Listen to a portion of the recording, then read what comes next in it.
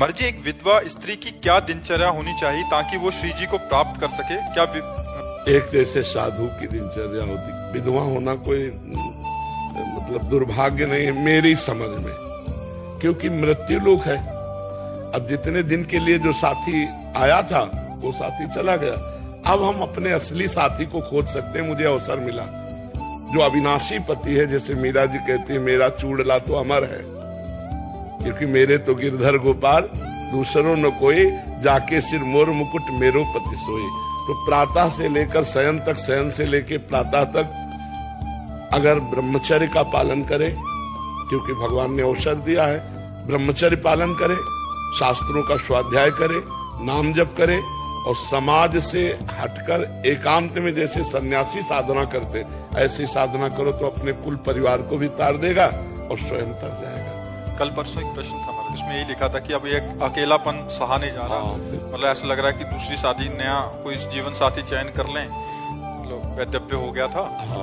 और बहुत फिर इसमें कोई बिल्डर सेट हो पाता नहीं। तो पहली बात होती है कि जो स्वीकार करता है उसकी है बुद्धि होती है सामने वाले के प्रति, और उसकी दैन्य बुद्धि होती है। वो बहुत मतलब हमें तो लगता है कि अगर सह जाए तो आजीवन ब्रह्मचर्य रहकर भजन करना चाहिए।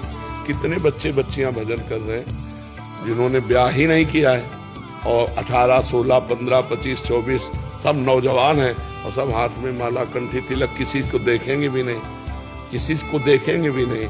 कोई ऐसा नहीं कि मोबाइल रखती हो या किसी भी तरह का सांसारिक आधुनिक कोई भी आधुनिक सुविधाएं नहीं है, बस वो भगवान के लिए जीवन। तो हमें लगता है कहीं न कहीं भगवान ने कृपा करी और मुझे अपनी तरफ घसीटने का अवसर दिया, ऐसा हमें सोचना चाहिए। हमें ये नहीं सोचना चाहिए कि हमारा दुर्भाग्य है कि हमारा पति चला गया। अब मैं श्री कृष्ण को रिझाऊंगी और जन्म जन्म उन्हीं, वो अविनाशी है, जन्म जन्म उन्हीं की होके रहूंगी, जो बड़ी बड़ी ऐसी महान भक्ता हुई हमारे देश में जिन्होंने भगवान को दिखा दिया। पर बच के रहे, क्योंकि आकर्षण बहुत बुरा होता है। समाज में रहना है वो आकर्षण है, पर अगर भक्ति शुद्ध है तो कोई परास्त नहीं कर सकता, नहीं तो बहुत कठिन है। क्योंकि अपने मन को बहुत काल तक किसी सीमा में बांधे रखना बहुत कठिन होता है। जैसा इन्होंने प्रश्न किया कि अब अकेलापन खाया जाता है, वो अकेलापन अगर दूर करने की बात भगवान से हो गई तो निभ सकता है, अन्यथा भी बहुत कठिन है निभ पाना। वो मन हमारा खुद हमको गिरा देगा। महाराज जी प्रसंग चल रहा है इसलिए पूछ रहे हैं। महाराज जी जैसे नवीन अवस्था में अगर वैधव्य आ जाता है महाराज जी, तो क्या ससुराल से माँ बाप के घर में रहना ज्यादा उचित रहेगा? अब ऐसे माँ बाप उदार मिले, भाई उदार मिले तो है, क्योंकि माँ बाप जो बोझा समझते थे वो दोबारा कैसे स्वीकार कर सकते हैं? उनको बोझा ही लगेगा ना। लड़की अगर भाभी है, भैया है, उसे प्यार नहीं देंगे तो माँ बाप तो कुछ दिन के रह गए ना, वो जिंदगी भर टार्चर करें। तो इससे अच्छा है कि वो ससुराल में व्यतीत करे। अगर वहां भी जीवन सही ना दिखाई दे तो आजकल समृद्ध भारत है, कोई नौकरी कर लो और स्वयं एक कमरा ले लो किराए का और स्वयं रहना सीखो। हमारी भारत की लड़कियां तो बॉर्डर पे भी लगी हैं, और अपने धर्म से चलो और अपना जीवन जीने सीखो। जीवन अब वो समय नहीं है कि घर की बातें सहते रहो, विधवा हो गई तो घर के लोग टॉर्चर कर रहे हैं, कठोर शब्द बोल रहे हैं। नहीं, कोई नौकरी कर लेते हैं, कोई व्यापार कर लेते हैं और अपना जीवन जीते हैं, इस तरह का नहीं। और जो बहुत कम अवस्था में शरीर जिनका पति का पूरा हो गया, मनो अभी ब्याह किया और शरीर पूरा हो गया, तो सब कोई ब्रह्मचर्य तो नहीं रह सकता। उनसे हम प्रार्थना यही करेंगे कि अपने जीने का रास्ता निकाल लें, क्योंकि व्यभिचार से अच्छा है किसी एक पुरुष का वर्ण करके और धर्म पूर्वक चला जाए। अगर हम ब्रह्मचर्य नहीं रहेंगे तो व्यभिचार करेंगे, व्यभिचार करेंगे तो बिल्कुल नरकगामी हो जाएंगे। इससे अच्छा है कि हम किसी एक पुरुष को स्वीकार करके धर्म पूर्वक भगवत आराधना करते हुए फिर चले। और जिनको ये हिम्मत है तो कदापि किसी की तरफ आंख न उठाए और अपने जीवन को जीना सीखे, क्योंकि भगवान ने आपको बल दिया है, कोई बाल बांका नहीं कर सकता। यमुना बाई थी, गंगा यमुना बाई, तो जो ब्रह्मचर्य रहता है उसमें एक सुंदरता आ जाती है। ब्रह्मचर्य एक तेज है। तो अब सम्राट अकबर का भांजा अजीज बेग उसका नाम था, वो दौड़े पे आया हुआ था आगरे, तो यहाँ वृंदावन आया होता, उसने देखा इतनी सुंदर स्त्री और 9 युवती और वस्त्र गंगा यमुना स्नान से शरीर में लिपटे हुए थे। तो उसने जो उसके साथ थे आदेश किया कि इसको हमारी सेवा में भेजा जाए। बोले नहीं, ये तो संत है, कोई संसारिक पुरुष नहीं है, ये नहीं आएंगे। अब उसका मन गलत हो चुका था, वो पदवी पे था, तो उन्होंने कहा अगर आप किसी भी तरह का शासन प्रयोग करते हैं तो समाज बिगड़ जाएगी।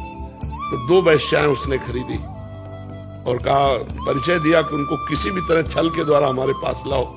और वैश्याओं ने साधु वेश धारण किया। रसिकानंद वाले में पूरा चरित्र है। और उनके पास जाने, साधु वेश का तो आदर किया जाता है, मतलब कोई भी कैसा भी हो साधु वेश में आए तो उस वेश का आदर किया जाता है। प्रणाम नमस्कार, बैठी, थोड़ी देर भगवत चर्चा हुई, चली गई। 4-6 दिन रोज आने लगी, फिर एक दिन नहीं आई, फिर दूसरे दिन गई। तो पूछना बनता है ना, बोले सखी आप कल नहीं आई थी? तो उनका हमारे यहाँ बहुत बड़े संत आए हैं, तो उनकी सेवा में बिजी थी, थोड़ी छुट्टी लेकर मैं आपसे मिलने आई हूँ। उनका संत आए हैं, बोले बहुत बड़े संत है, रात दिन भजन में लगे रहते हैं, आप चलेंगे दर्शन करने? उनको वैसे तो वृंदावन से कहीं जाते नहीं, पर मथुरा की बात है, मथुरा में टिका हुआ था वो, तो चल सकती है। तो उनका फिर चलो। अब उनकी तो बात बन गई, पैसा इसी बात के लिए थी, वो नाटक करके उनको वहां महल में, तो उनका संत यहाँ, उनका हाँ, तो उनको लगा कि संत है, चाहे महलों में रखो चाहे झोपड़ी में, उनकी क्या स्थिति हो, तो महापुरुष होते हैं। और जो ही अंदर गए सो बाहर से उसने दरवाजा लॉक कर दिया। तब उनको लगा कि कुछ गड़बड़ है क्या। अंदर की तरफ देखा तो बादशाह का भांजा, तो तुरंत अंदर से भगवान का चिंतन किया, प्रभु में फंस गए। अब माया का जाल, तो जो ही सामने बढ़ा तो उनका एक दूर, स्पर्श भी मत कर लेना, नहीं तेरा सर्वनाश हो जाए। अब वो कहाँ है बातें समझने वाला, बस उन्होंने श्री हरिवंश श्री हरिवंश श्री हरिवंश। तो उसको दिखाई दिया सिंह, और ऐसा दहाड़ा सिंह कि वो मूर्छित हो गया।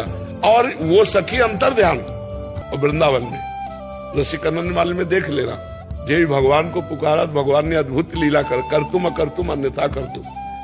अब इतनी चीख कि वैश्याओं ने भी दरवाजा खोला, और जब जाके देखा तो बस भयभीत था। तो कहा क्या हुआ, तब सारी घटना तो कहा कह रही थी वो संत हैं, बोले हमको एक बार ले चलो, नहीं मेरे प्राण व्याकुल हो रहे। लाए, साष्टांग दंडवत किया और कहा देवी मेरी गलत भावना थी, मुझे क्षमा करो। और बहुत सी भेंट रखी, उनका भेंट की जरूरत नहीं, तुम भेंट ले जाओ, बस एक बात ध्यान रखना, जो भजन करने वाले ब्रज क्षेत्र में उनकी तरफ आंख उठा के मत देखना, भगवान उनकी रक्षा करते हैं। तो जो धर्म से चलता है भगवान उसकी रक्षा करते हैं। इसलिए हम तो प्रणाम करते हैं जो ऐसी स्थिति में अपने जीवन को बचा के भगवान को समर्पित कर दें, पर है कठिन। अगर निर्वाह कर ले जाओ तो असंभव नहीं है।